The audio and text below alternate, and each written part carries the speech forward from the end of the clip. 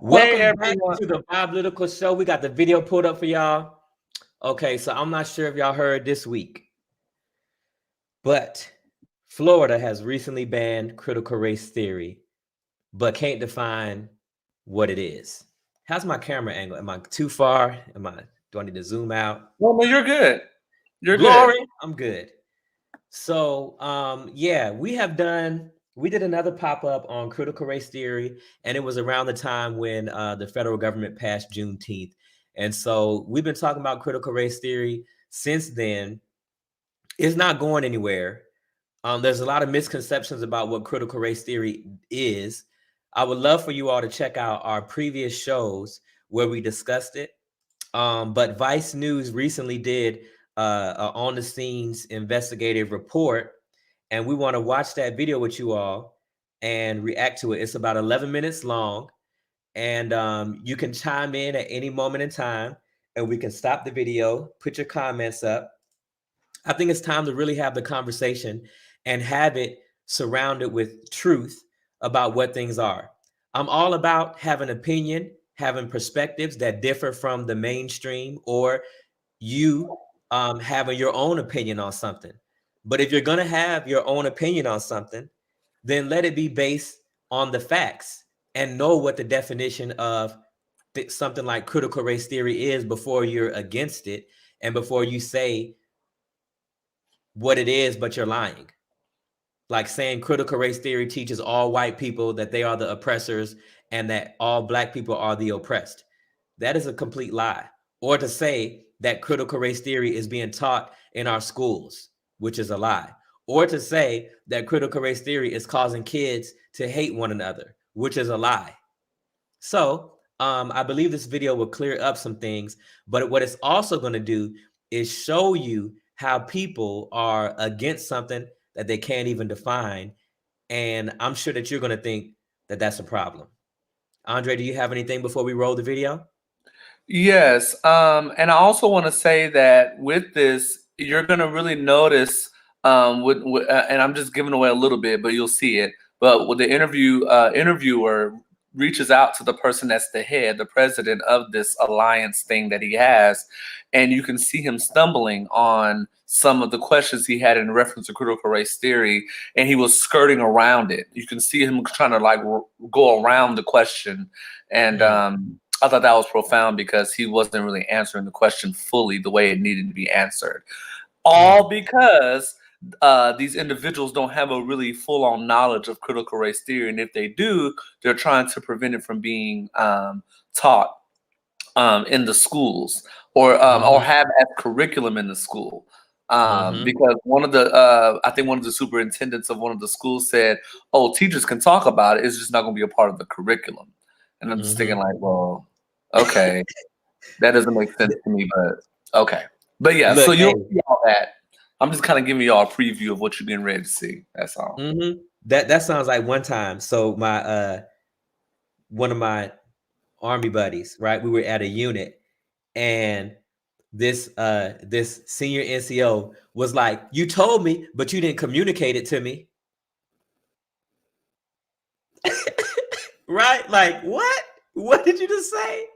Like that's the effect of that senior educational official who was like, they could talk about it, but it just won't be part of the curriculum. Like, what does that even mean?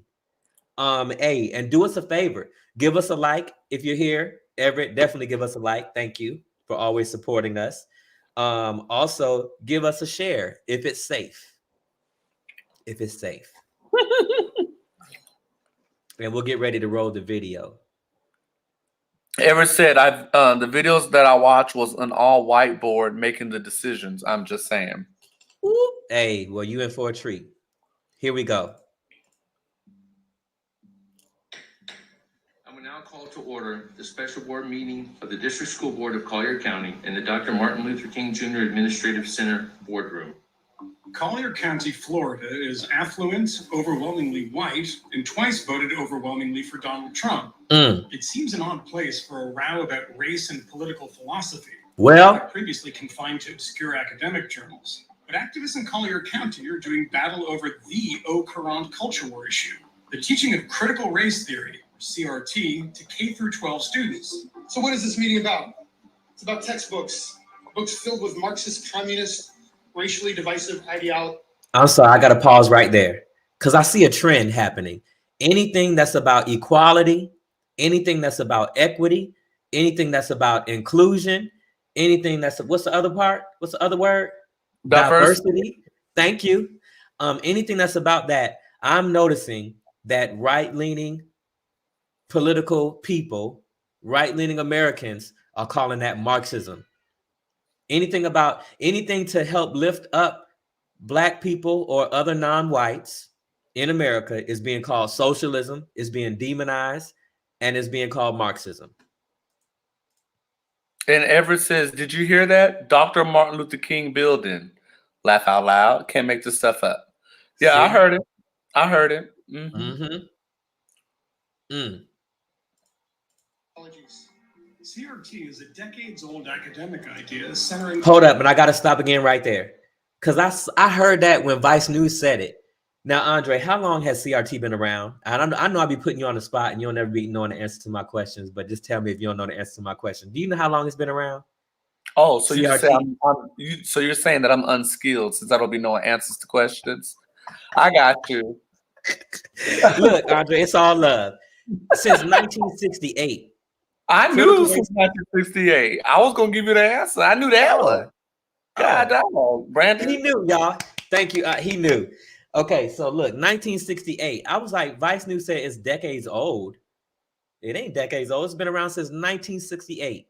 And it's a theoretical framework that basically tells the story of how America got to where it is. And though race is in the middle of it, it doesn't only have to do with race. However, it's an explanation on the matters of race, the racial dynamic and the discrepancies between generational wealth between whites and non-whites.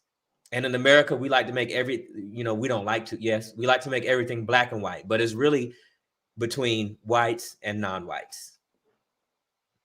Good to go? The role of racism in cultural and political life, but in the current debate, its meaning is ill-defined. This critical race theory urges intolerance of all human beings that have been created in the image of God. I do not agree with teaching. Lord, I gotta say go something. ahead. Thank you. Go ahead. Preach. So this had nothing to do with what they saying. Everett, if you're still here, did you watch how that man walked away? It was something about how he walked off from the podium that just said white power. I don't know. I just wanted to say that. It is amazing to me how people, how these people are criticizing the fact that critical race theory, like this, I said it right before we came over here, but that in America, it's more racist to talk. They say it's more racist and divisive to talk about racism than it is to be racist. And it's crazy to me. So they're saying that critical race theory teaches people, it teaches intolerance. How though? Everett says, I honestly think that if you rename it, there will be no pushback. I disagree.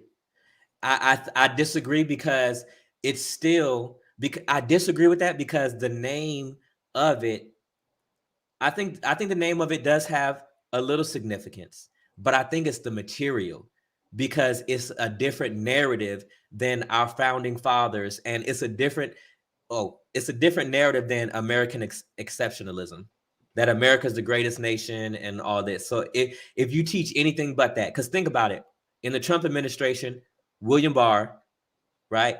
Who else? Larry Kudlow, Trump's top economic advisor. Do you notice towards the end of his presidency, that's when he brought up critical race theory, but he didn't call it critical race theory. He just said DOD is doing training in which white people are being told that every white person is racist, which was a lie. I ain't never met nobody or heard anybody in the DOD say that we're doing that training. But Larry Kudlow and William Barr also said that systemic racism doesn't exist. And then William Barr, remember, he said wearing a mask is like slavery. Remember that? I remember that. Okay, so we only 1 minute in and I didn't stop like 3 times, but y'all know me. Forgive me. Thank you. children how to feel about things, that is called indoctrination. I'll be damned if I will allow a Marxist revolution to take place in this country, and we need to reject our children even being taught it.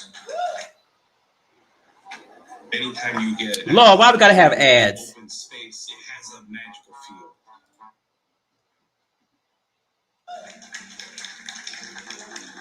The clapping is killing me. Personally has said that he has directed his staff to go out to all of the publishers and get this critical race theory and all of its tentacles out of the existing materials that have been approved. Keith Flaws, the founding He said tentacles. director of the Why he look Florida 180? a conservative Huh?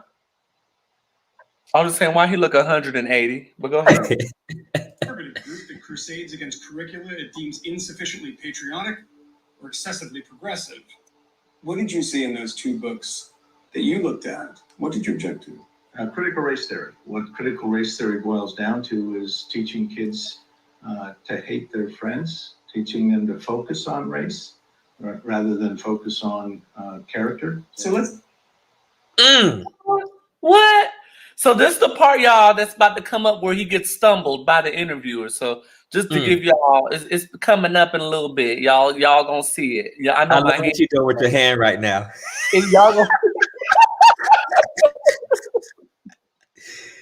I just wonder, like, I just cannot for the life of me understand how you could say critical race theory teaches hate. Okay.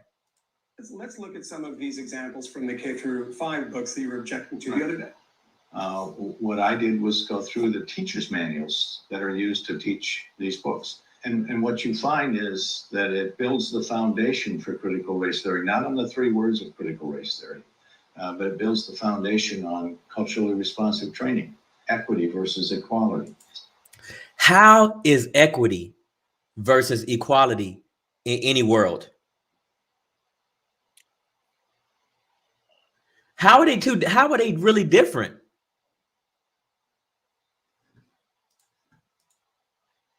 Everett says the reason why I said that was Affordable Care Act people were all for, but not that Obamacare. There are videos of this. That is why I say repackaging may work. I definitely understand that, but I think, as you can see, look at what the man just said. I will rewind it, but notice he just said that they're teaching critical race theory, but it's not being called critical race theory, even though they're not teaching critical race theory. But because he said it's critical race theory, you know what I'm saying? It is. So yeah, I think they would. Go ahead. And I think that Everett is saying, like, if they just change the wording, there may not be pushback because critical race theory seems to be this issue and this is causing well, I'll just say it, you know, the white folks in Florida in that room to be like, no critical race theory. So maybe, and I'm not defending really what Everett is saying, but I'm kind of seeing what Everett's saying. I see what he's saying, but I feel like they still would have an issue with it because it's not the white man is God. Yeah. Oh, my Kohan shoes is almost here, y'all. Did you see that come up? I saw it. Everett says then it's about who names it, not what it truly represents. Yeah, and I hear you, and I don't disagree with you, but I feel that because critical race theory is, you could call it whatever, but I think they would still have an issue with it because it's teaching that in America, the white man is not God. Like critical race theory talks about all of American history. And that's what they don't like. They want the Rick Santorum version when he was talking to the young patriots. Remember that the video that CNN fired him over when Rick Santorum was talking to a group of young white Americans that they're training up to be conservative leaders, like that Republican guy the one in the wheelchair who lied about his whole story. You know, I don't know his name. I forgot his name, but they're training young conservatives, and Rick Santorum said that Native American culture isn't even in American culture. Essentially saying that before white folks came here, there was nothing here. Matching the language in the Declaration of Independence that calls Native Americans savages. Oh, Eric says typing in the dark is killing me. But he says he does understand what you're saying. He does. Okay. he does Yeah, understand. and I ain't trying to war with you. You know, I appreciate your perspectives, and I'm not. I'm agreeing and I'm disagreeing just on the fact that it wouldn't really matter what we named it. It's the fact that it's what's the meat of it, and the reason why I say that is, but I do agree with you on Affordable Care Act. I did see that, but I feel like, see, Yeah, ever since Columbus found this land. right? Yes. Like Steve King. Remember Steve King? I think he was a senator in Iowa, and he was like, white people have done more for this for the world than any other civilization, something like that. Okay, I'll continue and stop rambling. Social justice. So those are all innocuous terms in many people's minds, but when you look at how the left, I bet all these people believe in God too. To drive the whole perspective of critical race theory. What is White Jesus? in here? I'm not sure there is one. There isn't. The terms, see, that's where most. No, I don't even need the terms. I mean the concepts. What in the book conceptually do you object to that teachers will read this off? Culturally responsive training is a whole notion in the book. Equity versus equality is a whole notion. But that's in the book that the kids will read. No, that's in the book the teachers are using as a guide to teach the kids. Do you have? So you see how he's making it up? That's what makes me feel like it wouldn't matter what we call it, because they're calling it, they're giving it, he gave it a new name. He said culturally responsive training. They're naming it something else. Yeah, they're naming it. Go ahead. So I was just gonna say they're naming it something else, but the interview was trying to get him to. It's like he's trying to get something out of him, but he's trying to divert. He's diverting. Yes, because you do that when you're lying, or you do that when it's not based on facts. Yes. Everett says, "I see what you're saying." I see what you're saying. Yeah. Says something about equity over equality. Is equity mentioned in the teacher's guide? I don't recall. Well, culturally responsive training is clearly identified. What is culturally responsive training? What does that mean? Culturally responsive training is a fancy term for multiculturalism, dividing people by ethnicity. Where is it? Isn't that American in nature? Dividing people by ethnicity? Isn't that But American history?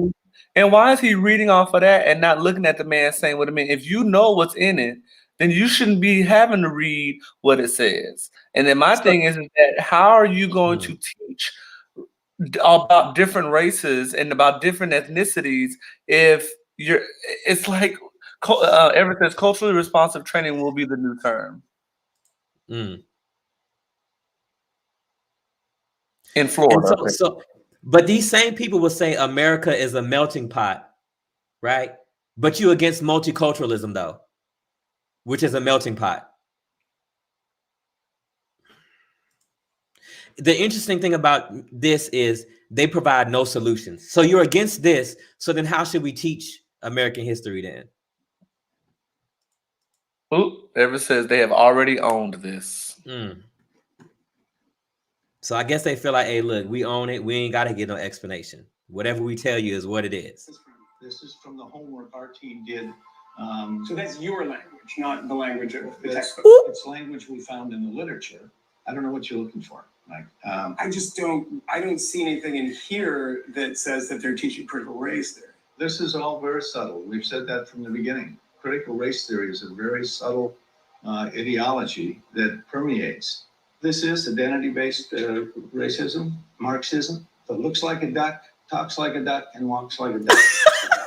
Critical race theory is not okay. It's not. And we defined it. And look, so if you want to do a Google search and definitely go back and watch our show, Critical Race Theory and Juneteenth. But we use in that show, we both defined what critical race theory is from different sources. And the source that I used was edweek.org. If you look up edweek.org, that's not even good English. It even went to show you how systemic and institutional racism is still happening today. And one of the ways that article in the edweek.org described it was in single family home zoning. That's one way that systemic and institutional racism is still being applied. Everett says historically that has always been the case. We'll tell you, you follow. And in the face of organized citizens, the board delayed approving material it previously found unobjectionable on a curious technicality. I do feel very strongly about this, so I'd like to make a motion to defer the vote today. None opposed? All right. Thank you all. Jen Mitchell is the vice chair of the Collier County School Board. It's not the book itself. In fact, you said it was a pretty good book. It's a great book. I objected to material that I saw on their website. Yo, do y'all notice? Okay, why every time somebody's talking, why they put their hands in a pyramid? Okay, I know that's just totally odd, but do y'all know that every time? I'm like, every time, what you putting your hands in the pyramid for? I didn't notice it. Look, watch. I was alerted to by a citizen. It's very clearly speaking about BLM and all these very controversial areas around race. Now that we're aware that the publisher took this position, maybe there are some things that might jump off the page and appear to be maybe not appropriate if we take a look again, knowing what we know now. So I think we just need to do the best that we can to kind of. In other words, she said all them words to say we don't even know. She said a concerned citizen brought it up to her, but we don't know. And maybe something will jump out the page now. Maybe. Create this bubble around our kids and keep that type of stuff out of the classroom. Meeting adjourned at 1:20. In other words, we don't want them to know anything about race. We don't want them to know nothing about American history because that's going to mess up our kids' future. Ooh. Everett says, look at the people in the crowd. Look at the board. On the other note, placing the hands in a pyramid is a sign of authority in body language. Yeah, and I felt that I saw the older gentleman doing that, and it was like I felt his energy was like, I'm trying to reason with you, and I don't know what you're looking for. It almost like I really felt like he was saying, I'm white, you're white. Like, why you pressing me? Why you even debating me on this? You're supposed to be on my team. I don't know what you're looking for. Just days after the Collier County School Board erupted in acrimony. Oh, Lord, we got another ad. Anytime you get access to an open space, it has a magical feel. The Florida State Board courted controversy when it took up new rules explicitly banning K-12 teachers from, quote, teaching critical race theory. The measure had been championed by Florida Governor and likely 2024 presidential candidate Ron DeSantis. I think it's important to note, too, that critical race theory is not being taught in K-12, which furthermore makes these claims very ridiculous. So not only are they redefining what critical race theory is and change it into something that it's not, but they're also saying that it's being taught in K-12 when it's a theoretical framework that's taught at the collegiate level. You know what I'm saying? At the master's level. And Andre, remember you at a certain point. I want to talk about it. Yeah, Okay. Being that you said that, I was going to cover that. Okay. Everett said you might have just said a mouthful with that "you're white, I'm white" comment. See? Yeah, there was a lot.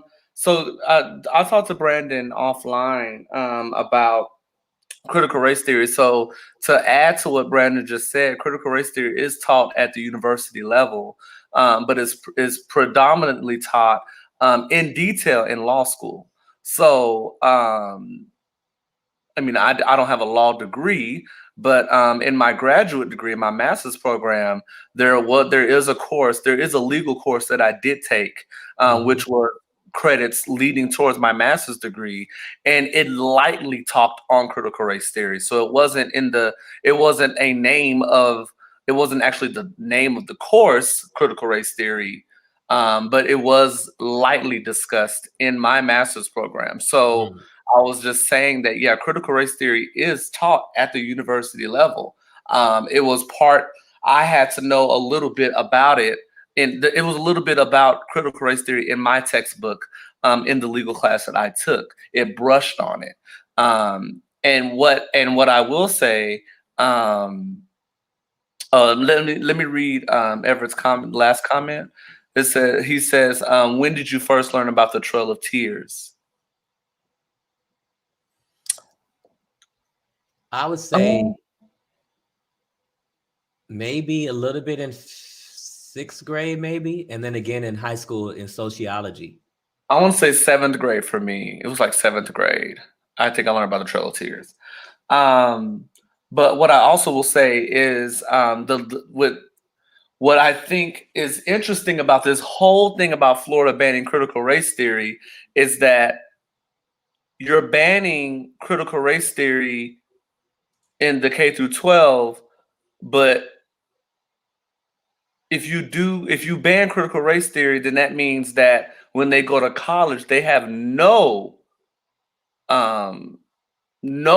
teachings of critical race theory in the secondary school to high school. So I just think that that's interesting because it's like you're banning it early on, but if any one of those students want to pursue law, they're just now going to be learning critical race theory in law school when they could have learned it early on.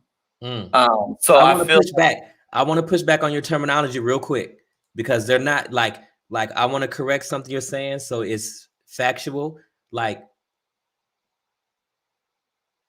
they don't teach critical race theory in K through 12, but what they're trying to ban is all talk of race, all education on race, like Trail of Tears, whichever it is talking about. They're trying to ban all of that. So essentially, that's what you're saying, that there's no framework for race to be taught in the curriculum because they're banning it by trying to label it as critical race theory, right? That's what you said, right?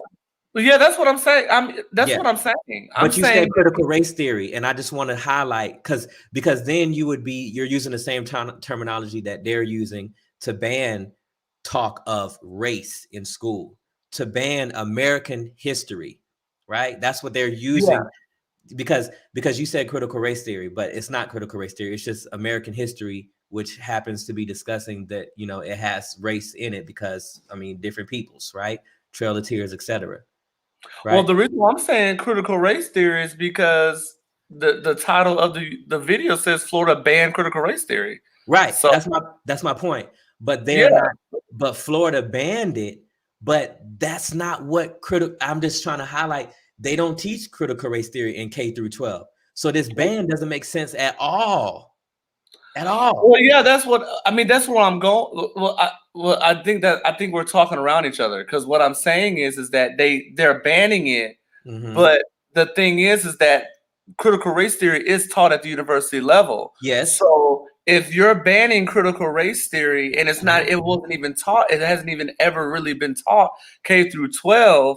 I feel like they need to bring it into K through 12 and not ban it from ever even being a part of the curriculum. I think that's kind of where I'm going. I'm not saying that critical race theory was once there and then it's not. I'm just saying you're banning something that never existed. Yes. And then being that it's taught in law school, then that people are still missing out on what critical race theory is at a younger age. Everett asked, when did you first learn about slavery? I would say elementary school. Elementary school, yeah. And I went to Christian school for a little while, which put me way ahead when I went back to public school. So, Christian schools are like way more advanced than public schools. And Everett, why are you asking all these questions? I want to kind of know what's causing you to ask these questions. Everett says, how can you talk about race in America without racism being discussed? You can't. I don't think you could talk about American history without race being discussed. So, and that's why it kind of goes back to what I said about critical race theory being taught at the university level when you have students that could easily be going into law. And I'm only talking about that category of folks, but holistically, critical race theory can be taught in the K through 12 arena because that is knowledge that everyone should be privy to. This is not some fallacy. Well, I feel like the definition of critical race theory, for it to be a theoretical framework that really explores American history and tells the story of how we got here, I do think that can remain at the collegiate level. But what they want to do is they want to name the school curriculum, which teaches about race, which teaches about slavery, which teaches about American history, which teaches about Trail of Tears, teaches about how, you know, that teaches Columbus that founded, you know, this nation and all this stuff, right? They want to ban all of that. I do agree that maybe critical race theory should be taught, you know, earlier, but definitely the truth about American history should be taught. And the reason why I'm saying that is not even just for people who want to go to law school, but how about Americans? How about Black Americans? Well, I mean, I didn't say, You know I just brought up that I feel it. I feel it because, you know, they're the ones that's going to be yeah. lawyers. But I'm saying everybody should be in that umbrella because this is critical race theory is based on the facts of what's going on in America. Like it's there. So I want to read Everett's last comment. And my thoughts on that are this: like, if we did bring it to K through 12, right? Have trained teachers to teach it, people who are knowledgeable, people who took it in, you know, the collegiate level and got their PhDs or whatever, you know what I'm saying, who know the whole theoretical framework of it, because it's about preparing young students. It's about preparing Black Americans. It's about preparing Americans, people who are going to go out into society for what they may potentially face and what we already see on television every day. How about that? Yeah. So Everett says, so it's okay to teach about slavery and the Trail of Tears and it not affect their kids, but critical race theory will change the game for those kids. That is too much. That's kind of where I'm going. So Everett, so that's where I'm going, Everett. Thank you for saying that, because that's where I'm going with critical race theory, is that, yes, at the collegiate level, yes, at the college level, it will be taught in detail. There will be details about critical race theory in the college level. I get all that, but there can be a more educational way to bring it at the lower school level, to where by the time they go to college, they have some insight on critical race theory.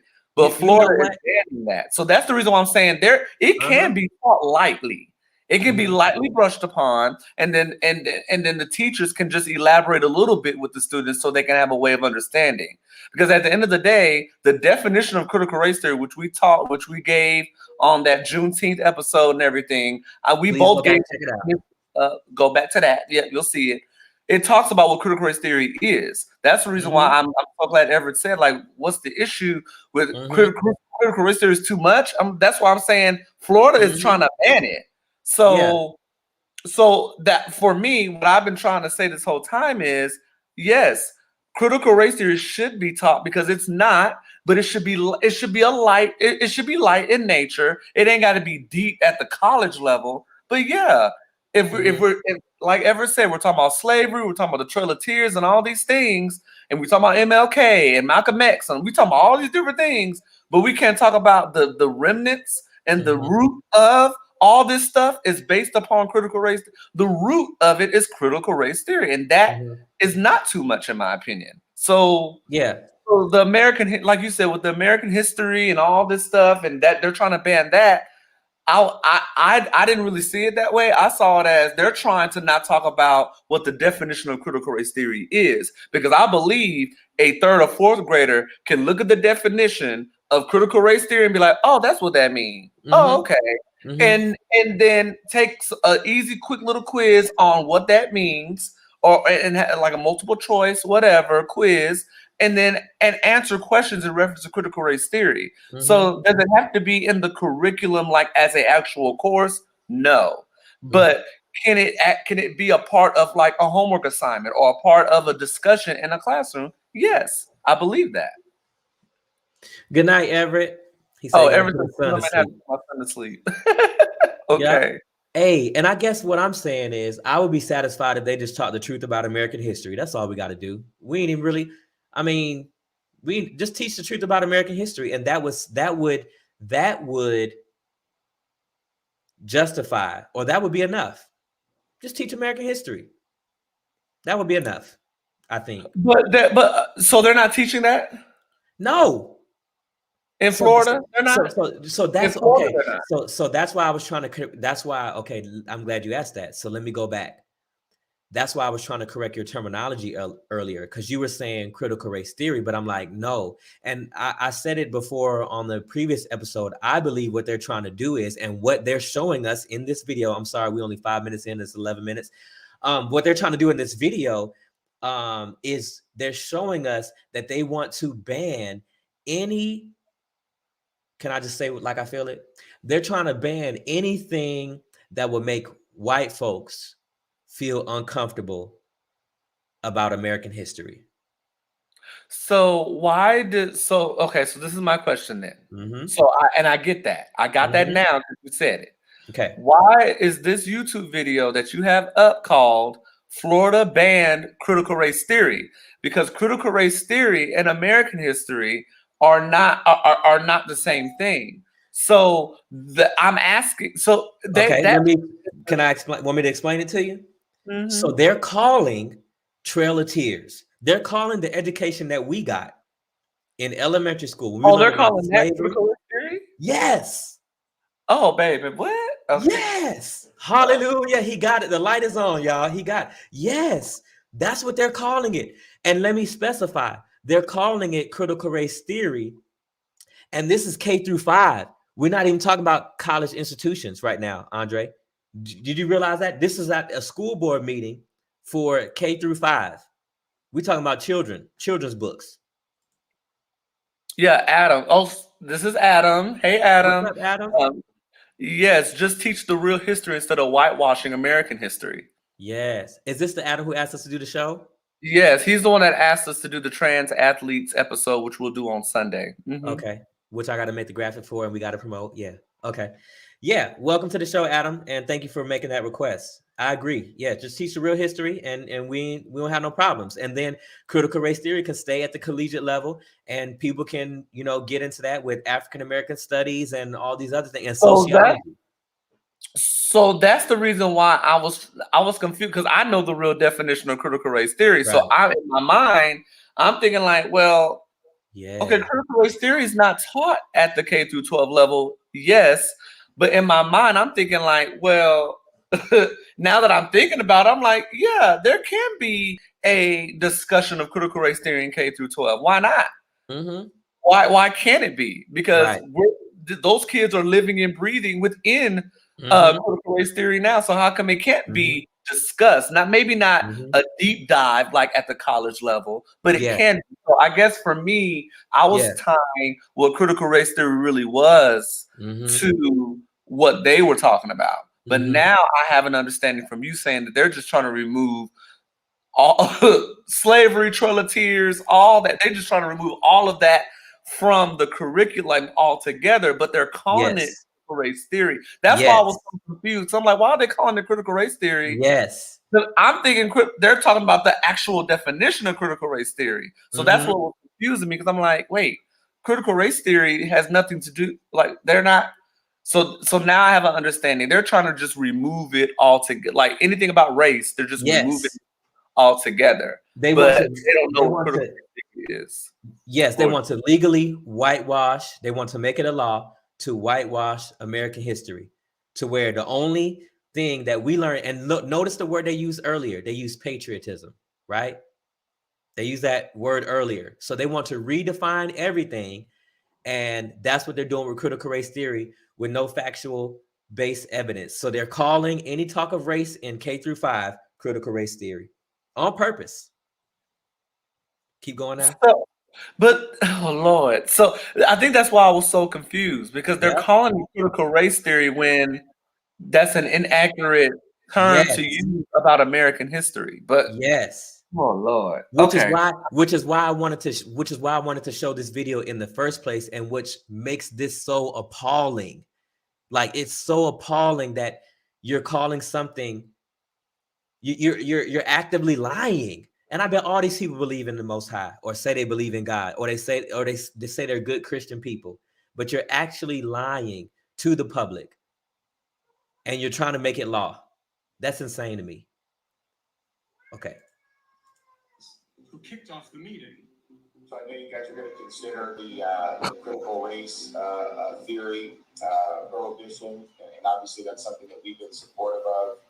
In my office, we've got to have an education system that is preferring fact over narratives.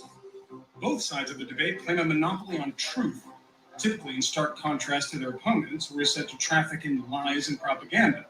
Though few proffer a definition of what exactly constitutes truth in history. The proposed amendment that y'all are looking at requires that teachers define American history based on standards in the Declaration of Independence.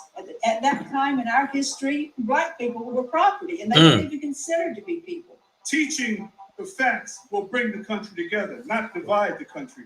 Do we need more critical race theory if that's what it means, teaching the truth? We need more of that in schools. This is a deliberate plan to politicize and whitewash history. Thank you, Mr. President. Stop it. Susan, Eric, We say your time is up. Thank you. allow teachers to teach the truth. Allow teachers to teach the truth. Allow teachers to teach the truth. Okay, we're going to take a 5-minute recess because the court reporter needs a man. Mrs. Acker, we will come to you when we come back in.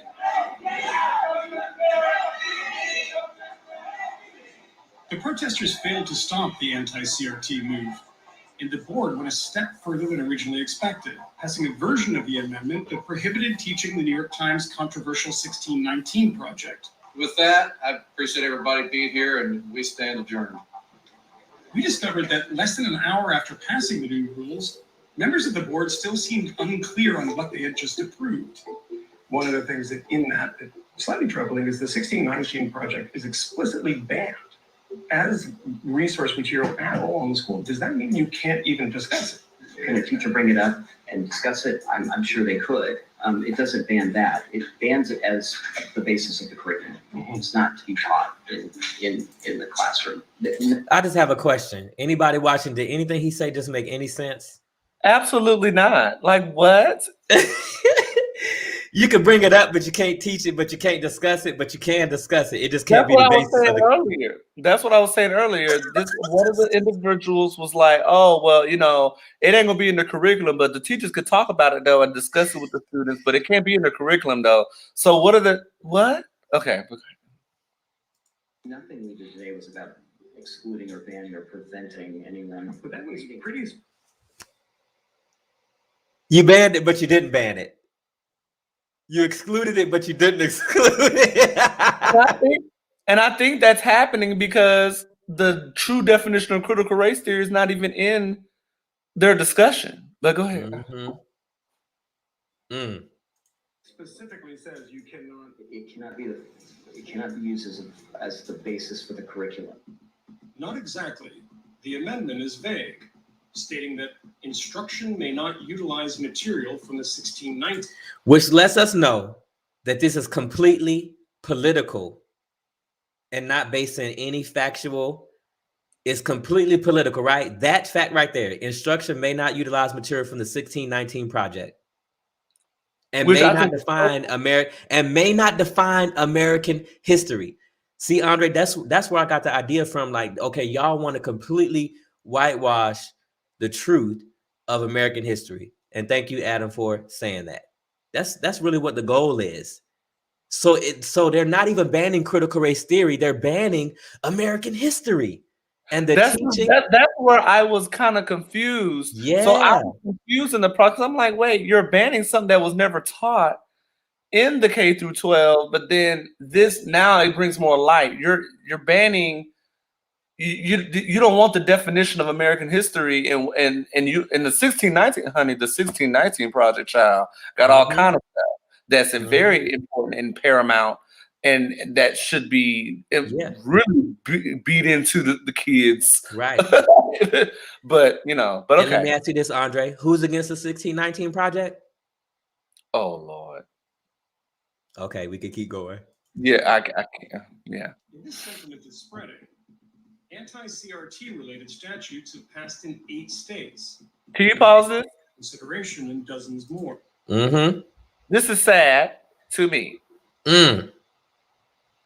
So it's already been passed in Idaho, Arizona, Oklahoma, Texas, Iowa, Tennessee, South Carolina, and New Hampshire. Mm. Pending and a whole bunch more.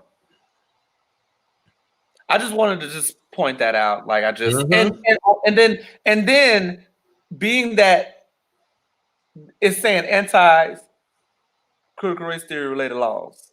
Mm-hmm. So the law is talking about American history. But go ahead. Isn't that insane too? What's insane is I think this shows that white supremacy runs America. And let me help people. Because white supremacy is not white people. White supremacy is an ideology. And there are Black people and other non-whites who participate in white supremacy as well.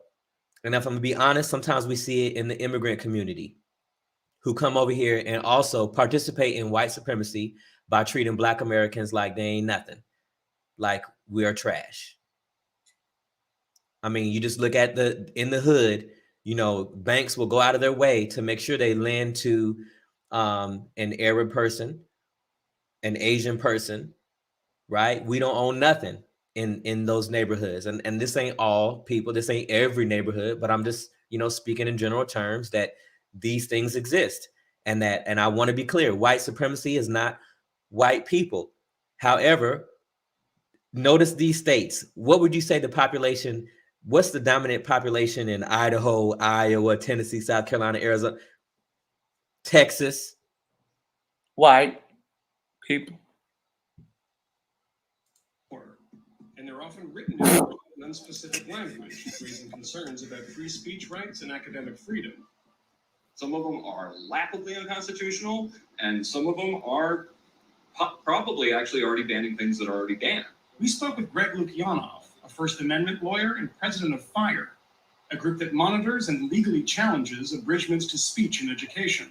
Like, what is driving this kind of mania that's all happening right now? Yeah, critical race theory isn't the best term for what they're reacting to. Now, I've heard from parents all over the country. So what he just said is they're lying. Right? We got to call a thing a thing. He said critical race theory is not the best term for what they're bringing up. And they're lying. So right? So now you see why I was confused. Because when he was saying, I'm like, but they're trying to ban it. I was so lost at first. So Brandon, thank you for swerving me away. You're very welcome. But I feel like but I love it. I love it because first of all, we didn't watch this together. We didn't really break everything down. But the fact that you were confused about it, I think helps our show even more. It helps the audience even more. And it helps shine a light on how confusing what they're doing is. And that's why we needed to do this show. And that's why we needed to talk about it, because critical race theory ain't going nowhere. Because critical race theory does have I would say what we learned about in school, American history, right? Critical race theory includes American history. Now, is American history critical race theory? Elements of it are.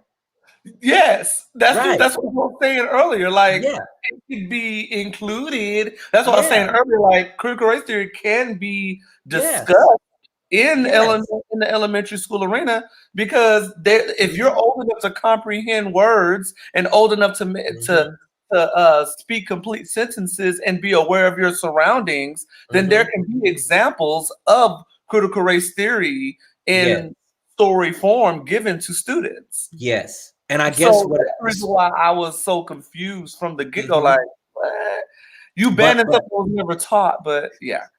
But what Adam and I were saying is that if you teach the truth about American history, it's like an even flow into then critical race theory. You at least have because what you're saying is, Andre, what I hear you saying is, if I'm reinterpreting what you're saying or interpreting what you're saying it's a foundational piece, right? Yeah. And that's what we're agreeing that if you teach the truth about American history, it would then be the foundation for you to then go out in the world and understand the elements that critical race theory would even bring up. So it wouldn't be something foreign to you because you would know the truth about American history. See, That's hallelujah. That's we it. are setting the people free. Hallelujah. With concerns about pretty aggressive identity politics coming in. And they don't, understandably, they don't want their little kid being told when they're 8 that they're responsible for slavery. That's another misconception too. It is so insane to me that people, okay, we are politically agnostic on this show. We're not Democrats just because we Black. We didn't vote for Obama just because we Black. You know what I'm saying? But I want to say this. It is amazing to me that people on the right call liberals and call Democrats snowflakes, and they say facts over feelings, right? But they are the biggest snowflakes. He just said that white Americans don't want their kids being told about these things that will make them uncomfortable at 8 years old. They don't want critical race theory or American history. They don't want American history to be taught because it goes against American exceptionalism. It goes against worshiping our founding fathers and thinking Thomas Jefferson was the greatest man and George Washington. And you know what I'm saying? And I did a whole show You on Thomas surely Jefferson. you did. So What was it called? I don't know what it was called because a while back, but Yeah, it I was. did a whole show on Thomas Jefferson and his relationship with his slave who he impregnated. Yeah, all that stuff. So anyway, yeah. Yeah, Thomas Jefferson. Yes, you know, so he may have said stuff, but you can find he that was show on a My slave Political owner. Show. You can find it on BobLittleShow.com. Amen. He was a whole he was a whole slave go owner. ahead. No, I was just saying that Thomas Jefferson was a whole slave owner and stuff. But you know, he said some stuff that sounded cute, but he was a slave owner. So, you know. And you know, had kids and all that stuff. And but never did anything to free his own slaves. Right. He was a part of the problem, but trying to be all equality based with his words. Get out of my face. But go ahead. Yep. Yeah. Before there's really been a problem related to it. And so the CRT laws that have been passed so far are just so sloppily drafted.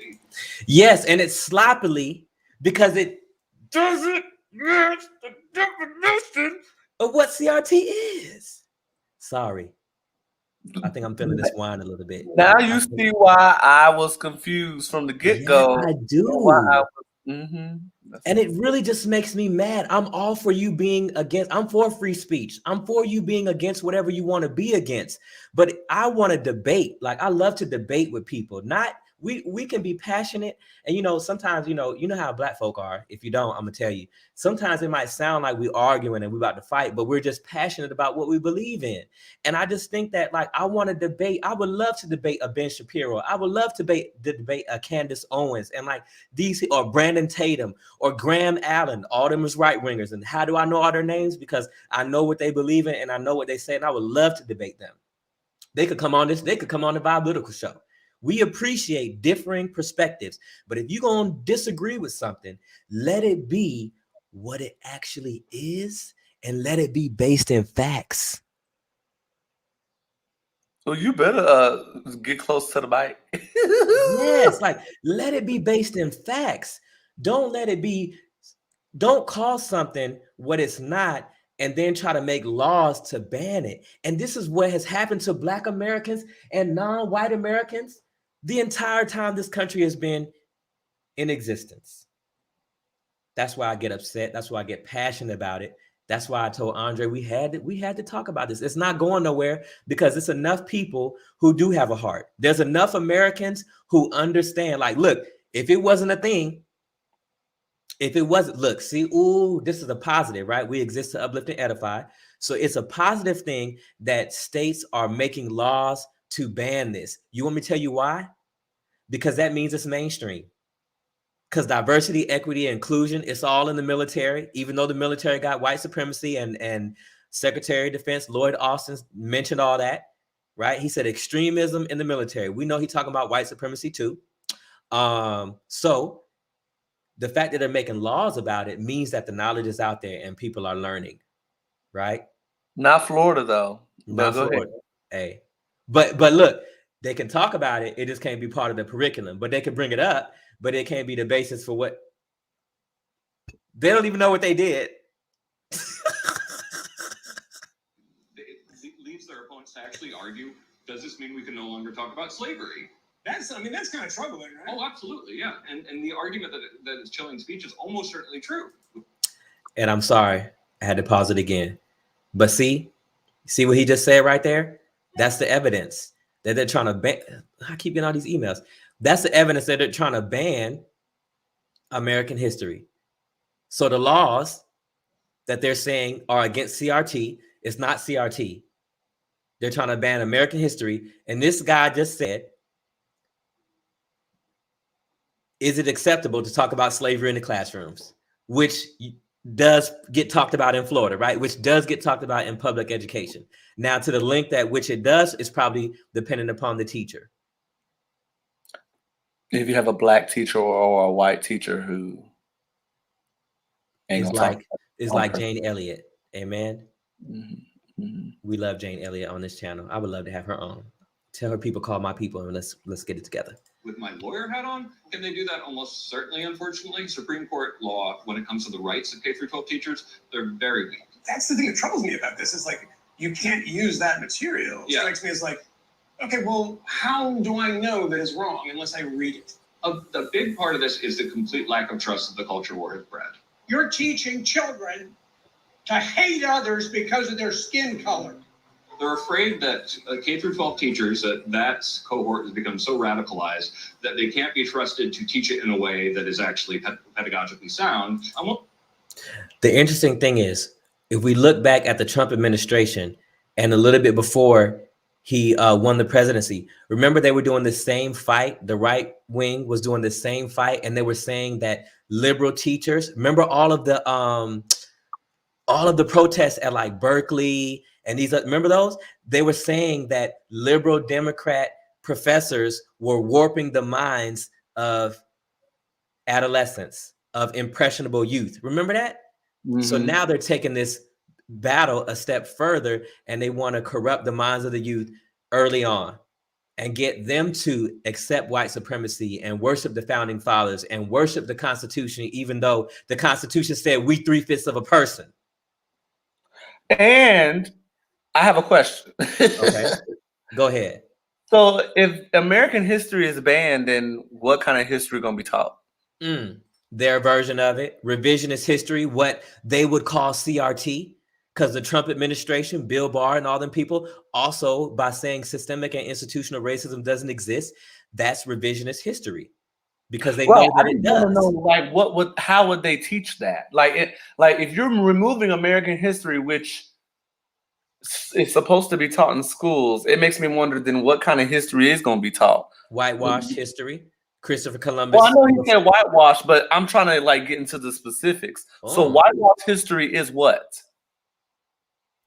Not teaching any. Okay, this is what I would say. Not teaching anything that would be unfavorable to the white dominant culture. So no teaching of anything that would make a white person feel bad. Okay, shout out to Wanda Sykes. If you haven't seen her Netflix show, the last one she did, I forget what it's called, but she talked about how white people didn't want to go to, it was kind of funny. They didn't want to go to the African American Museum because they didn't want to feel bad. She was like, no, I don't want to feel bad. And I think anything that would make the dominant white culture feel a conscience, feel empathy. It's so interesting. Adam says the winners of war get to dictate historical truth. So, and I love that statement. Thank you, Adam. Thanks, Adam. So, you know what's interesting about American history? It's almost hard. Let's really think about this, y'all. Let's really think about this.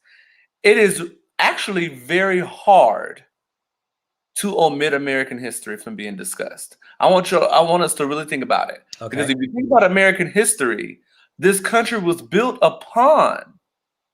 Think about how the country was built. How are you going to remove that?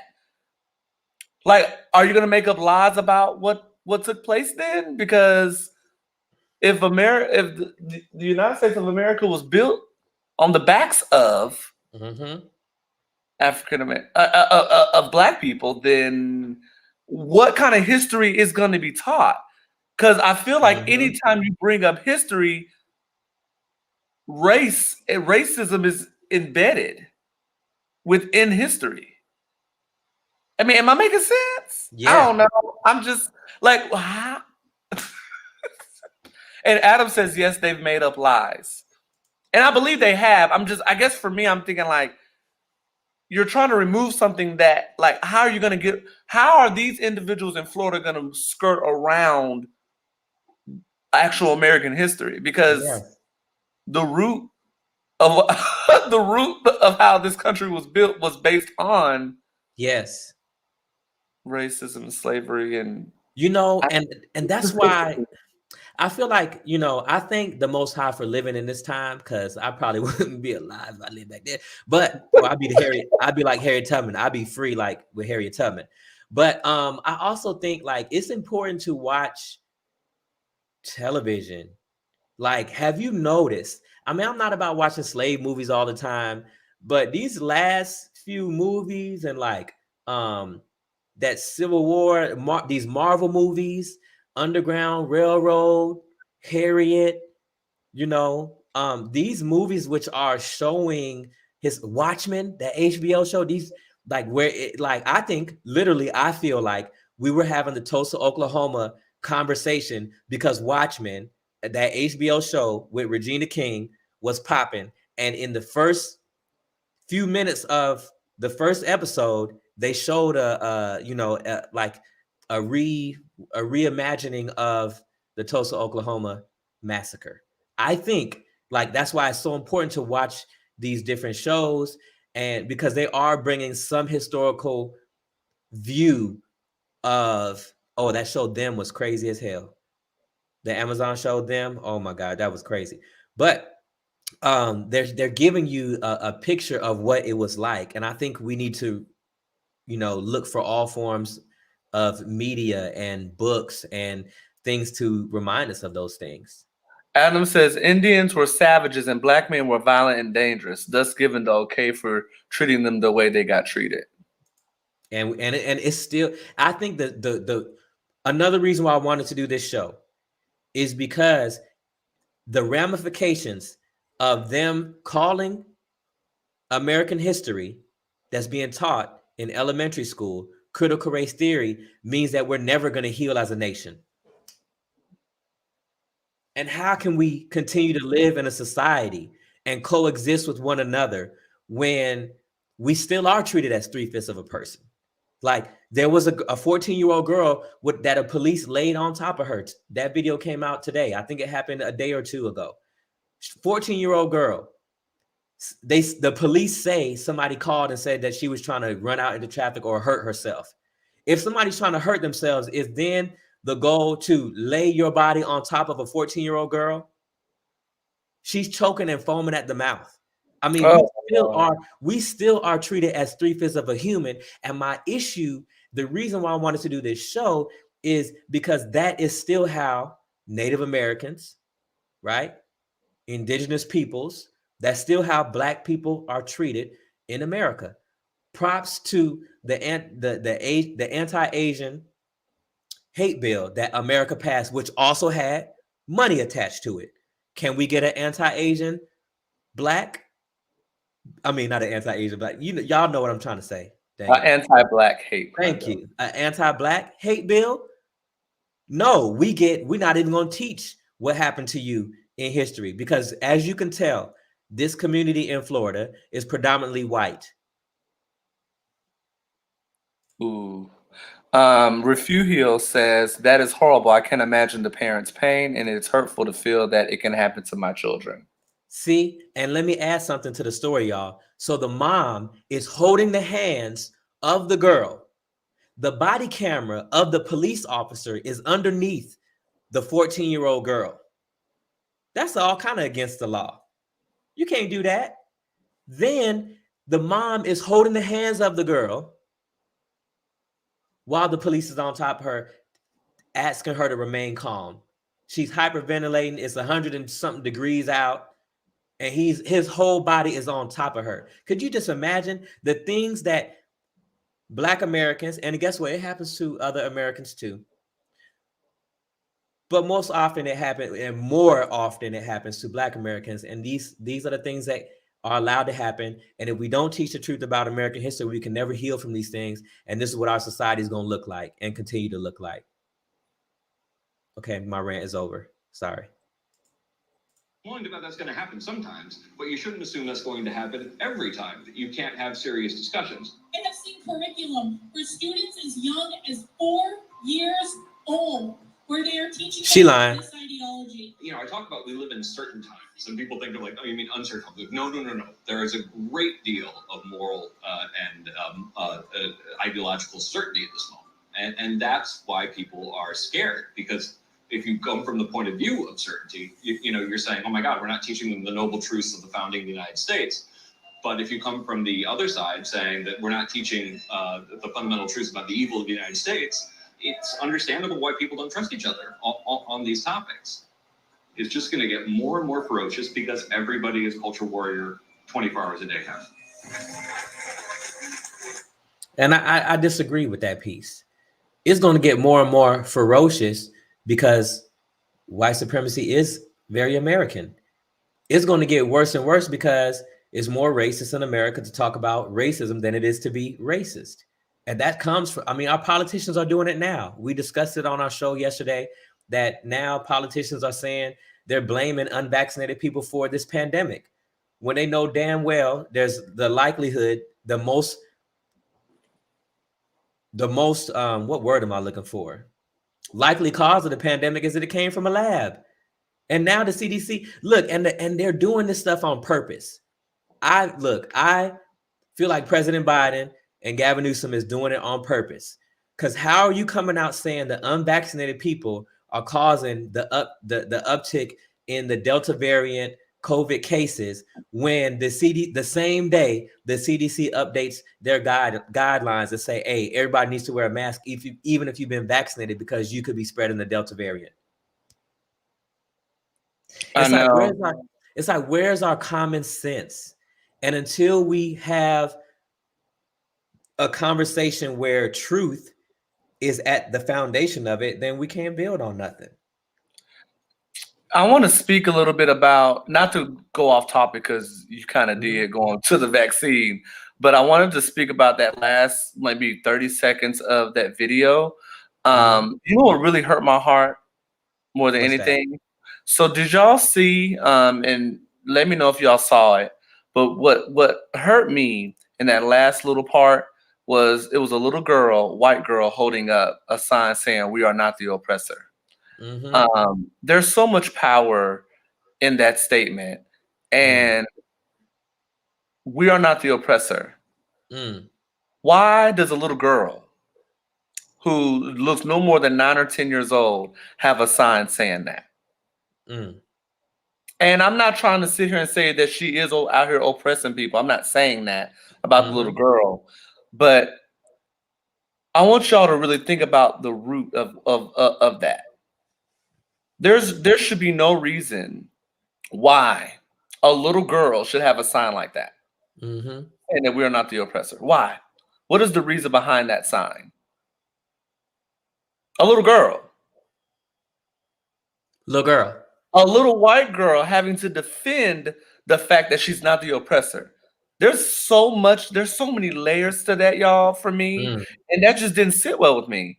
Can y'all really think about that for a second? A little white girl had a sign towards the end of the thing saying, "We are not the oppressor." Why does a little girl have that? There's so much in that. And when I saw it, I was like, ooh, wow. Because I know that girl's mom or dad said, "Yeah, baby, hold up this sign because we got to let these folks know we are not the oppressor." It was just deep for me. I just wanted to point that out. But that didn't sit well with me at all, because you got to think these kids are like sponges at that age. And you know what?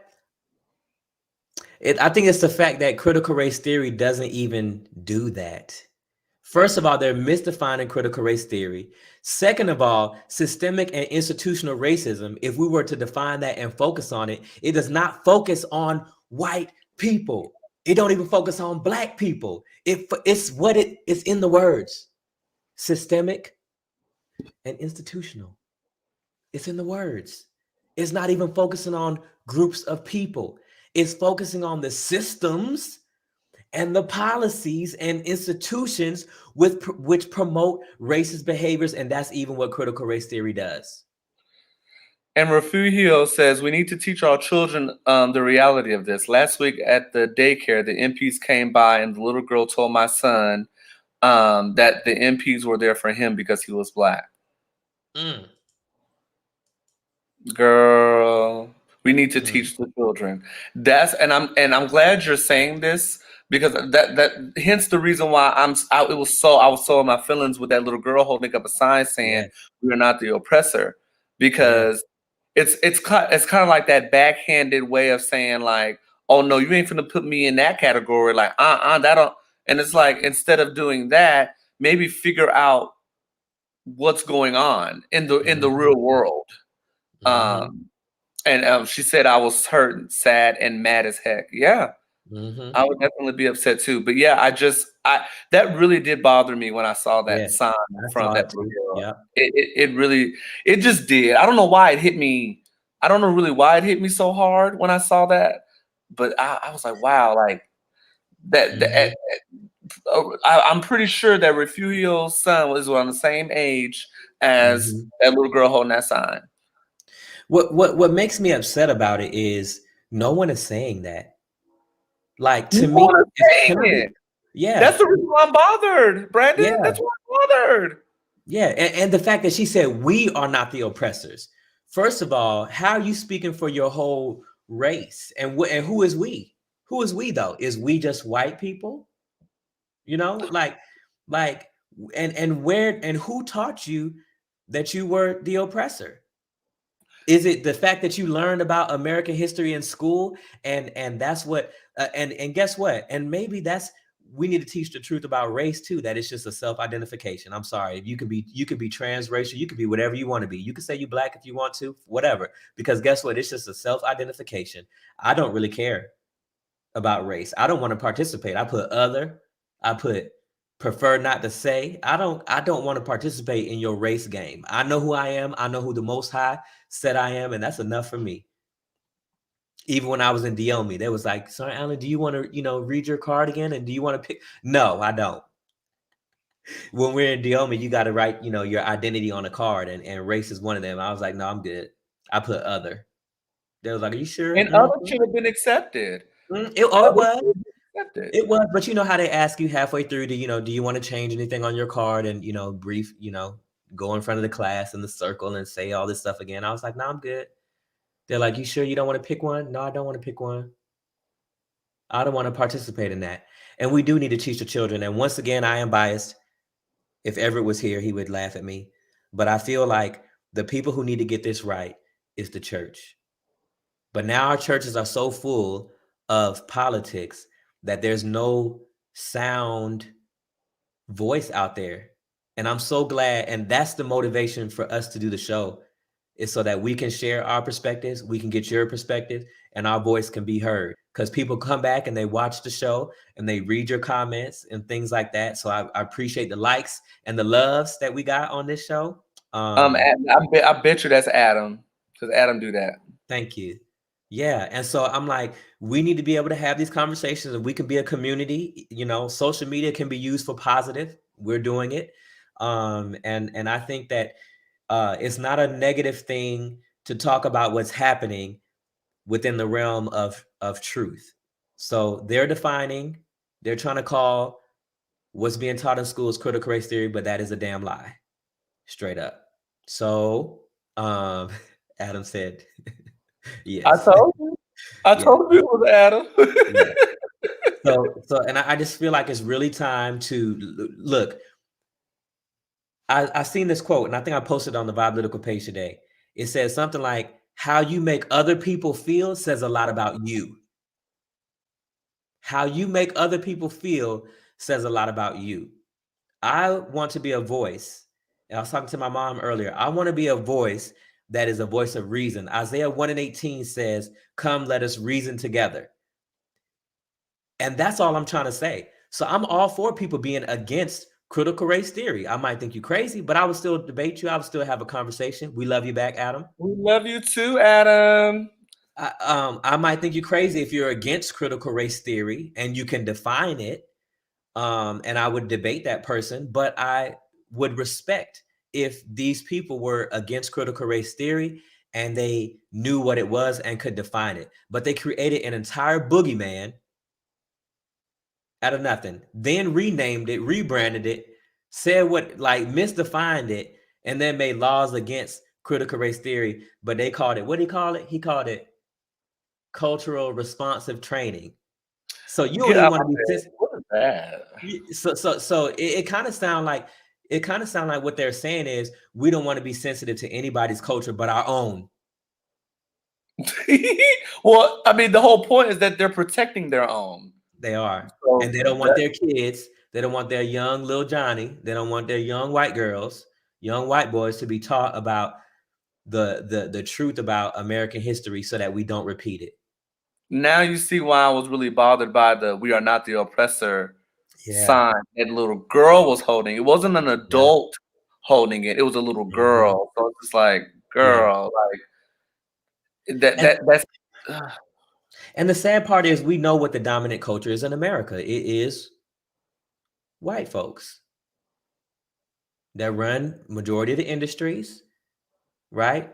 That own the NFL teams, that own the entertainment industries, you know, own the media companies, right? We know what it is. Own the, you know, have the most wealth in this country. These things aren't secrets.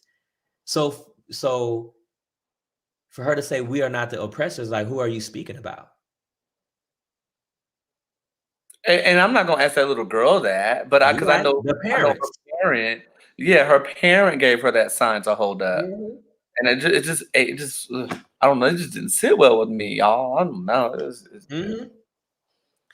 Yes, and I feel like one of the reasons, and that's why I said it earlier, it seems that the people who have this ideology, who are against critical race theory, they can't define it, but they're also so emotional about it that they can't even take a moment to reason and listen. What that guy, I remember he was like, "What are you asking me?"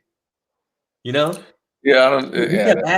He kept asking for him to show him in the books why are you saying this?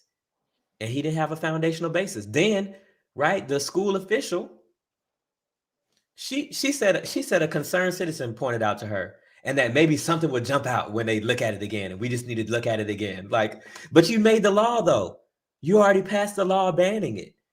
But you don't even know and then you got a faculty member, man. Shout out to Vice News, because they did a great job, didn't they, on that video? They did a great job, because then they got the school official to even talk about what was banned. And he said it was banned, but it wasn't banned, but it couldn't be in the curriculum, but it could be, but you can't discuss it, and it can't be the basis for the curriculum, but you could bring it up. So what was the whole meeting for in the first place then? And it's all based on them not even knowing what critical race theory is. And that's the saddest part. Because I was confused at the beginning of the YouTube video. I was like, wait, critical race theory is this, but they're not talking about critical race theory. That's why I was confused. So Brandon, for those of you that came later, I think Adam came in later. But I was like, what are they talking about? Like, it's American history that they're trying to take away, not critical race theory. Because I'm like, critical race theory is not taught K through 12. So what is going on right now? Why are you banning something that you're not even discussing? Right. It was just and I feel like we're just, I mean, it puts you in that mode, because I mean, it should, because it's wrong, and it's wrong to lie and call things what they aren't. And it really just shows that there is a faction of America that refuses to let us move on. You know, like we can change. America can change, and America can move on, but not if we don't tell the truth. Tell me, what relationship can you build on lies? That's the reason why I said, if they're removing American history, then what is going to be taught? Revisionist history. And what revisionist history, their version of it, and like Adam said, and I think somebody else may have said, like, you know, the people who win the wars write the history. That's what they want to do. The winners And of war get to dictate historical truth. yes, and our people that are in Congress, right? Our American citizens, our American leaders in Congress say these things. They are white supremacists serving in Congress right now. Marjorie Taylor Greene. Matt Gaetz. Kevin McCarthy. Kevin McCarthy. Steve King, I don't know if he's still there, but he was one of them. And whoever he endorsed probably is too. Yeah, there's a lot of them. And then even on the Democratic side too, because look, they can't, you know what, just because you're a Democrat don't mean you about that life. It doesn't Nancy mean what's that dude's name? Mnuchin. I still can't get over Nancy Pelosi's net worth being $118 million. Yep. I'm gonna probably say that almost every time we on live talking about some issue. See, Nancy Pelosi with all the Democrats with the Kente clause, but you ain't passed the George Floyd Policing Act. Nancy Pelosi talking about, oh, you wouldn't want, when it came to debt forgiveness, she's so out of touch, talking about you wouldn't want your tax dollars to go to, if you're not going to send your kids to school, you wouldn't want your tax dollars to go to somebody else who sent their kids to school. Like, what? And that's your basis on not helping Americans when the prices of school, since the government got involved. And isn't there something with the stocks that she's been looking suspicious about? Heck yeah, insider trading. And she ain't the only one, but yes, insider trading. Oh, so I was right. Before the DOD, yes, you were. Before the DOD contract went to Microsoft. See, I knew it was something with the stock that Nancy Pelosi, you know. See, that's why I ain't got time. I got time. Yes, right. And you know, and yeah, and it's just insane to me. So we are politically agnostic on this channel. Andre and I, though we talk about political things, it's not like we're on one side and not on another.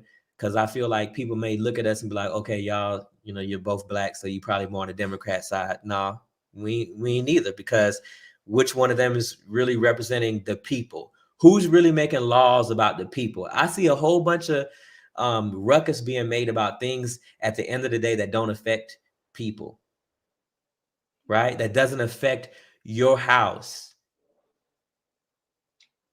Definitely not banning critical race theory. That affects everybody. But I mean, things like, you know, like abortion. Why don't we ever talk about anything we agree on, politically speaking?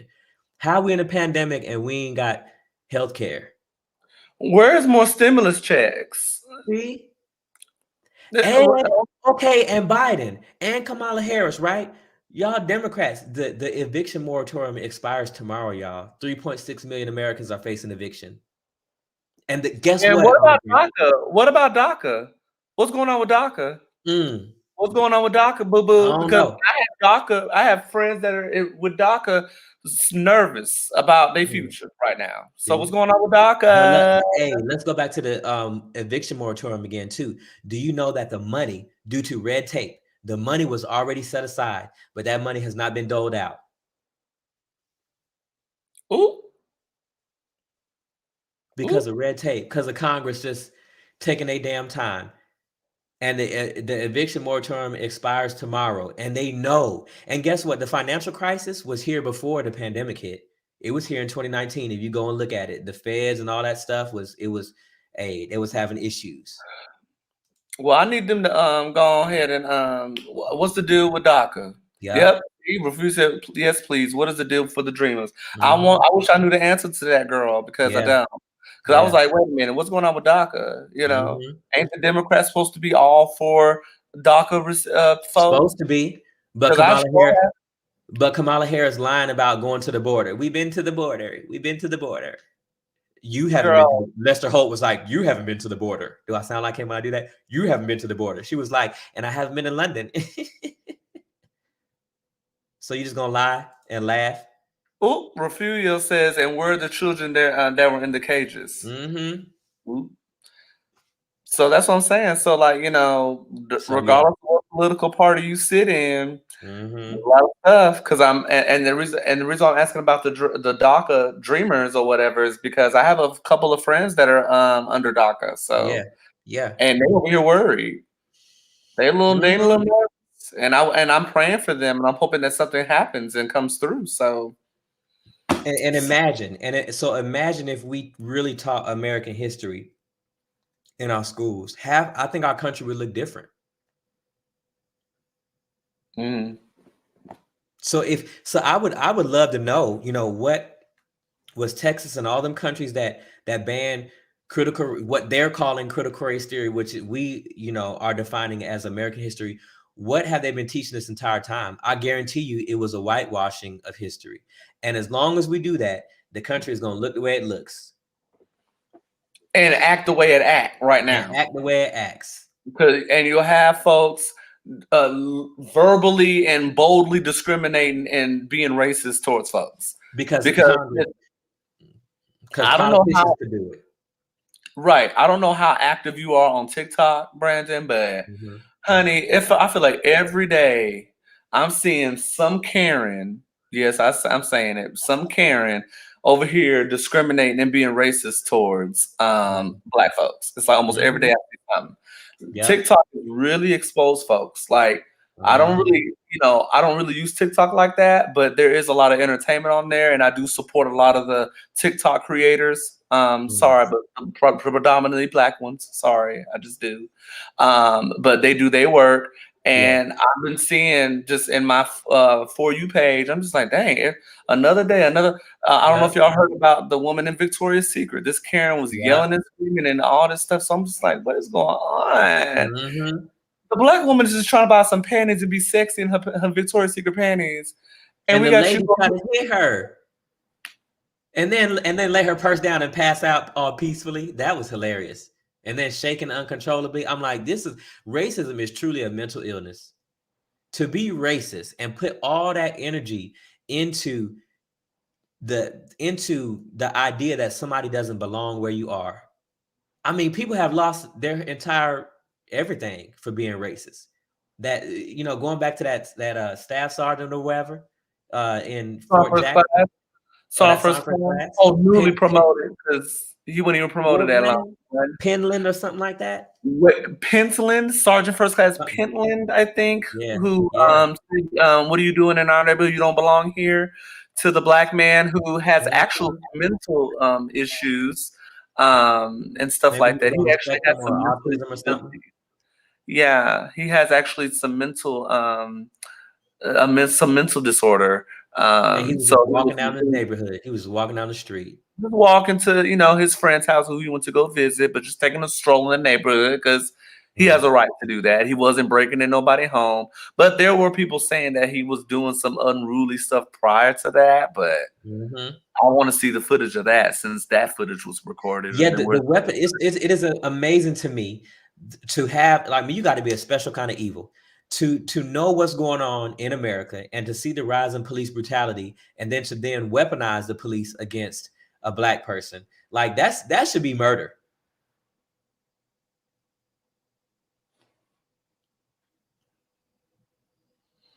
That should be murder. Like to know what Amy Cooper did against Christian Cooper. That is crazy that they got the same last name.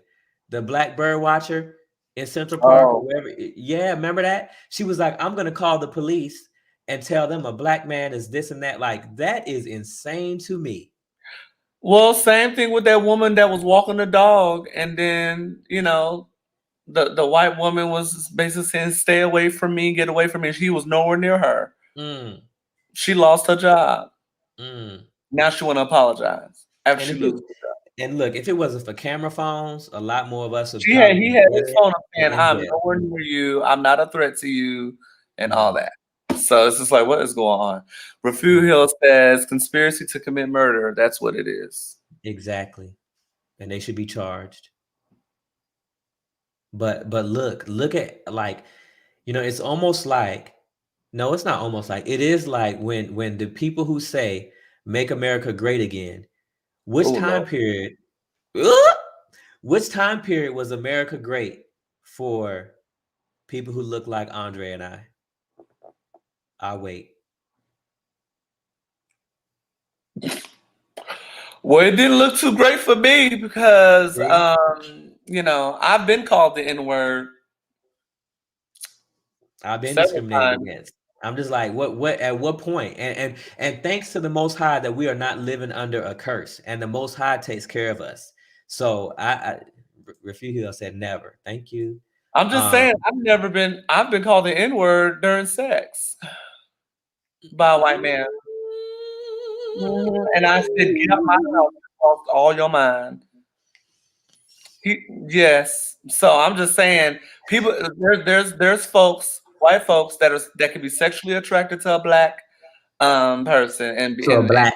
to a black. Because that's how they would think about it. Yeah. Yeah. Oh, you're a black. Oh, remember the police officer who the one who threw the girl across the classroom? She was at her desk and he flipped it over and all that. That was part of his defense. He had a black girlfriend.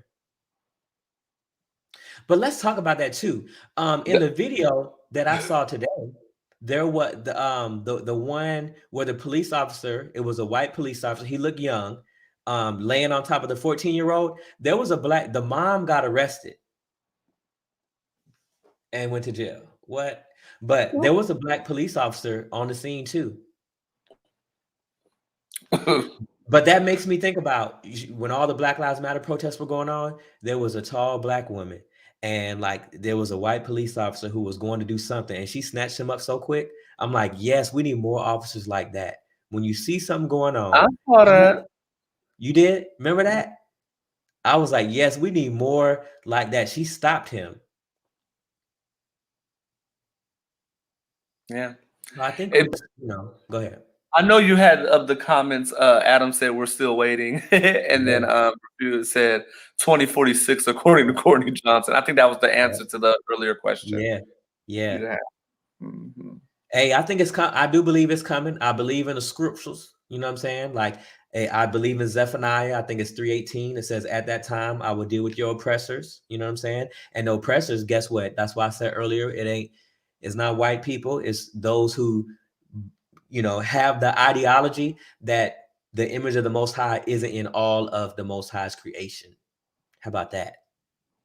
See, I said that without mentioning race because it's above race. You know what I'm saying? It's above that. And so I do think that the people are going to be dealt with, and I believe that people who believe in the Most High and live according to Him, we're going to be all right, no matter the coming financial crisis or what kind of shortage comes, because He's going to need us to have, because we're going to be, you know what I'm saying? We're going to be the shelter. We're going to be the shelter for everybody else. I got to bring up something. Go ahead. I got to bring it up. And I was like, I was going to hold it in, but I'm going to bring it up. So, yeah, it's controversial. I want to bring up Simone Biles. So, I don't know if y'all heard that Simone Biles, she's a GOAT. I don't care what nobody says. She is the greatest of all time when it comes to to the U.S. Olympics, and a gymnast. She's the GOAT. At 24 years old, she's the GOAT. Okay. And she basically said that I need a day to get my mind right. So I'm not going to be performing at one of the sessions she has to do to compete. She basically just was like, I can't do this and I need a day. I'm gonna come back Thursday, but I'm not doing nothing Wednesday. And unfortunately, now, Brandon, you know this, and I think everyone that's watching, I think, knows that I'm not controversial on social media. I be seeing some mess on social media. Okay. It is a mess. I'm going to read this comment and continue. Adam says, if y'all haven't seen it, go check out The Uncomfortable Truth. It is really good and a great introduction to what systemic racism is. Thank you. Thank you, Adam. So, so with Simone Biles, she said, I'm pulling out. So, I really have some Facebook friends that went in on Simone Biles. One individual said, and I deployed with this individual. I deployed with Adam too. But anyway, but this one individual stated, you are paid to do a job, do your damn job. It's basically saying like it's a trip that you are it's a trip that people are whining and complaining about nothing, and they are paid to do a job. And I saw a lot of people like it. A lot of people that I also deployed with like that comment. And when it comes to anybody's mental health, we don't know what Simone Biles was going through, none of that stuff, right? And for me, it really, really bothered me because I was like, huh, that's interesting that that was said when people like me, I've deployed, I've been to Iraq a couple of times, and no one said nothing to them, the ones that are over here saying she need to get to work. When they took rest and recuperation leave, no, they would probably cuss somebody out if they said, no, you don't need no leave. You need to go back over there and fight. You need to go back over there and fight. You ain't taking no rest and recuperation leave. It's the same equivalency to that. It really bothers me that when all she asked was for one freaking day. She didn't say, I ain't doing it ever. I ain't competing. Get out my face. She said, I need one day. And these individuals that I saw on Facebook were co-signing and saying, yeah, she got a job. She's paid to do this. Well, guess what? We were all paid to go to Iraq and fight for our country. But guess what? We are offered the opportunity to take R&R. So if those individuals were taking R&R, I know they would be going in on anybody that went on social media and said, no, hey, y'all don't get no R&R. You need to go over there and fight for our country. You don't get to rest. You don't get to take a mental break. See, they didn't think about that part. But see, me, Andre Brooks, I'm not going to engage because I don't engage folks on social media when it comes to people being stupid. But when I saw that, I was like, wow, that's interesting. You're mad that she decided to take a one-day mental break to get herself together. And she expressed what the issues were. One of them was so profound to me. She said, the reason why I pulled out, and I appreciate that we having an opportunity, was because this is a different kind of Olympics. Guess what? There's no audience there.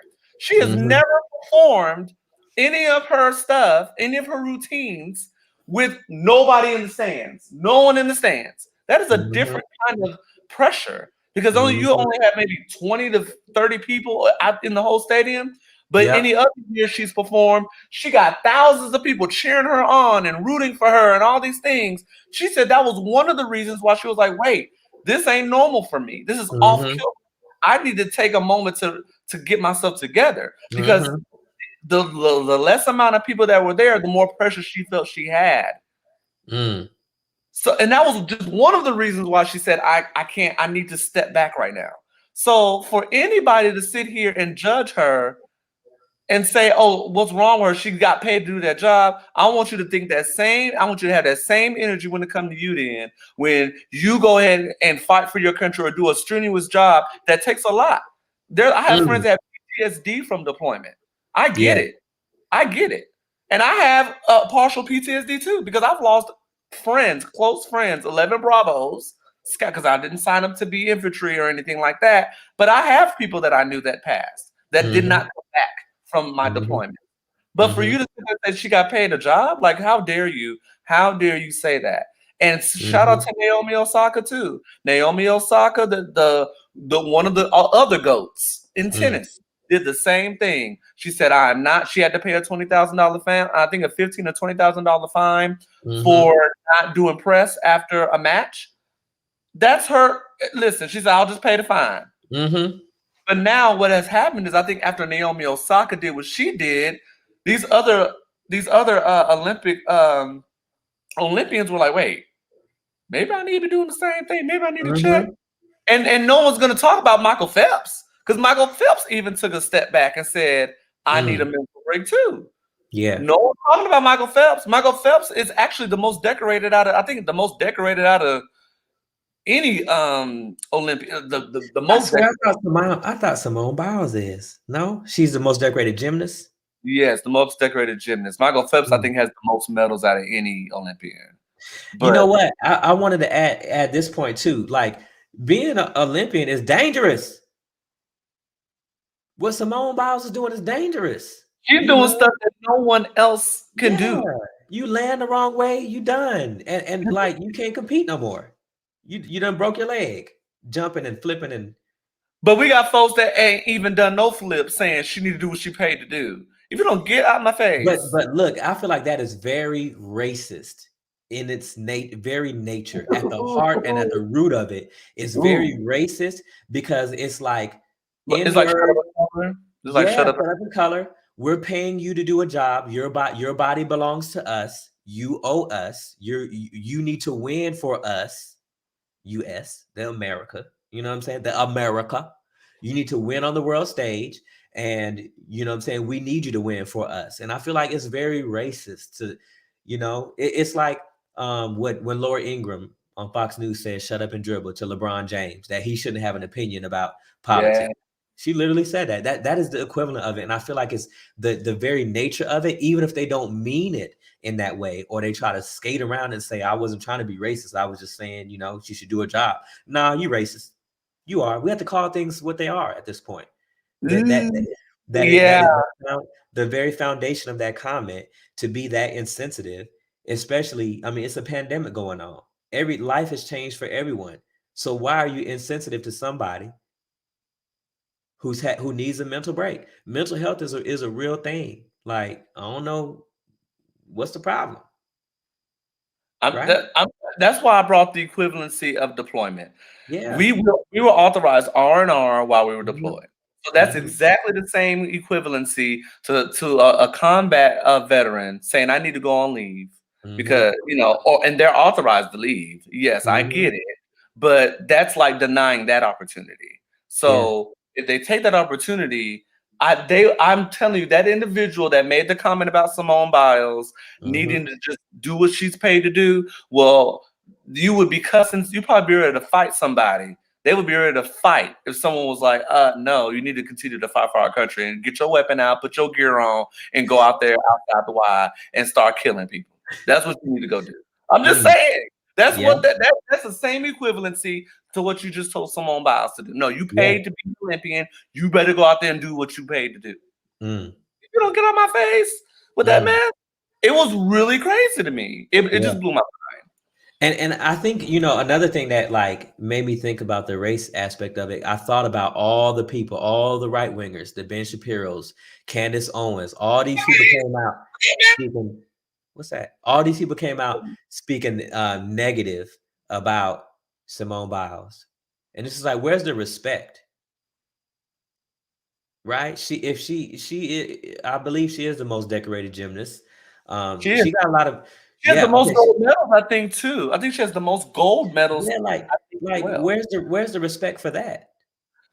She literally has the gold medals like this, and it just they start from like up here and go all the way around. It's like just I mean, majority gold, but like there's some silver in there and stuff. But she is like all in 10 years in the game.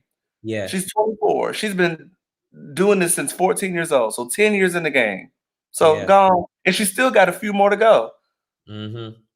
Yeah, I just don't understand it. And I think, at the source of it, I really feel like spiritually there's been a shift over the last week or so. And I think it's an opportunity for us to put more love in the atmosphere, because I feel like the shift has been more towards hating one another. Like, I really feel like it's been in the atmosphere. I mean, right? Like over the last week or two, I feel like spiritually it's been in the air, in the atmosphere. You got two choices. You either love and acknowledge the Imago Dei, the image of the Most High in every human, or you don't. And if you don't, then that's how people get into the hate piece of it. And now you got politicians hating directly at particular factions of people and dividing up America. It's crazy, right? They always talk about politics being divisive, and they talk about each other's rhetoric being divisive, but now it's the mainstream now. And so we have to, as believers of the Most High, as human beings, we have to maintain our empathy no matter what. Maintain your empathy. It's so, and I think, well, I mean, I guess I'm only speaking for self, but it is so easy to have some empathy. I think people act like it's difficult to have empathy. A lot of people are lazy and refuse to have empathy, because it's very easy to sit there and look at someone's situation and empathize with them. You don't have to go through exactly what they go through in order to understand where they're coming from. And I just feel that it's very easy to empathize. It is. And a lot of people don't utilize empathy because if it doesn't apply to them, then, or if they've never experienced it, they don't care. And there's a whole lot more people like that than folks that have empathy. There's a lot of selfish people in the world, unfortunately. And I'm seeing it more and more, especially since the pandemic with empathy.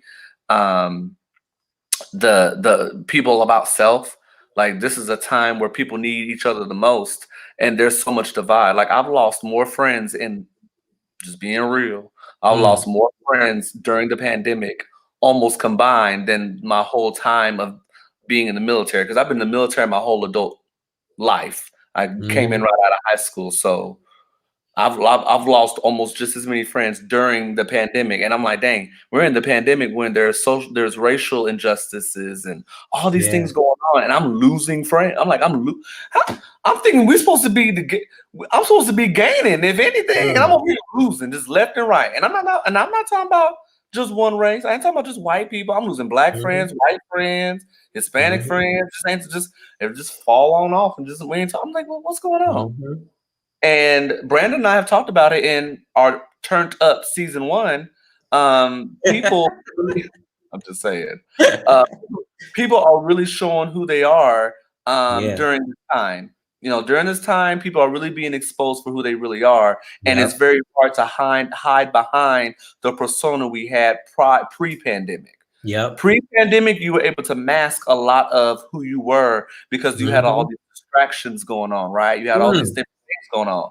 But now that this pandemic has happened and people have been locked in their homes and things are not really at a normal space, now your true colors have shown. And I've seen it. I've seen it. There's people that I deployed with who I'm talking about, like, I thought I was their ride or die. But honey, we ain't spoke since the pandemic. That I'm shocked. I'm thinking like we was close. And then I feel like I'm getting closer to the people that I didn't talk to as much. So I feel like it's reversed. Where people that prior to the pandemic, I ain't speak to them all the time. Now I'm speaking to the folks that I ain't spoke to in years and getting the connection with them, because guess what? I'm discovering who the real people are. And that's what happened. And I'm thankful for it. Actually, I did feel bad in the beginning, but now I'm like, no, it's good. Because Brandon said it to me over the phone earlier today. Like, you know what? We're in a time now where, people are going to show you who they really are.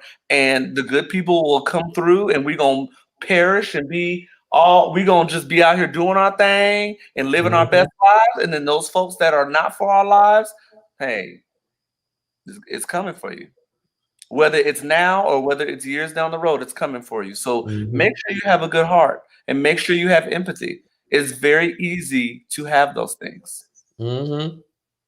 So easy. Hallelujah. Ooh, I just preached to Brandon, Lord.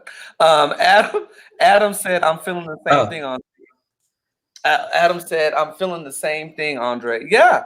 I'm getting closer to the people that I was not close to in the past, and then vice versa for the folks that I was very, very close to. And it is unfortunate. I guess I never saw it coming, but the more I'm seeing it, the more I am being accustomed to the changes, and it's not affecting me as much. So yeah. It's good. I mean, it's really good. You know, I think rolling with the punches, and I think, we change like the seasons. It's the seasons for a reason, right? Like we change like the seasons, and we go through ebbs and flows. We should be smarter than we were last year. If we connected to the Most High, well, we should know more than what we knew last month. You know what I mean? Humans are we're always growing older. We're constantly evolving, and I think it's a beautiful thing to accept the things you can't control and move with the ebb and flow. And I pray about everything. Pray about everything. Pray about everything. And when you do, you can't lose. And He'll reveal it in due time. So, Is there any other comments or any other thing that y'all would like us to talk about before we get ready to wrap things up? Once again, we appreciate you tuning in with us. Adam, I definitely need to check out The Uncomfortable Truth. Maybe we could even show that video. Yeah, we can. I'm all about educating people, and I'm all about letting people know what's going on and letting people know like you have other options than a strong delusion. You make me laugh when you be getting up close to that See? mic. Look, you don't have to believe the lie. You don't have to believe the mainstream narrative. You know what I'm saying? You don't have to believe the narratives that they're giving you because they be lying sometimes. A lot sometimes.